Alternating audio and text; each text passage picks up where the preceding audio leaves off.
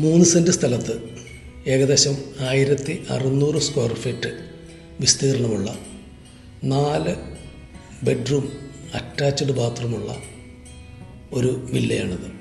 ഇത് സ്ഥിതി ചെയ്യുന്നത് പുതിയകാവ് MLA റോഡിനോട് ചേർന്ന്, വെട്ടിക്കാപ്പള്ളി ജംഗ്ഷനോട് ചേർന്ന് ഏകദേശം 13 വീടുകൾ പണിത് കഴിഞ്ഞിരിക്കുന്ന ഒരു പ്രൊജക്റ്റിലാണ്.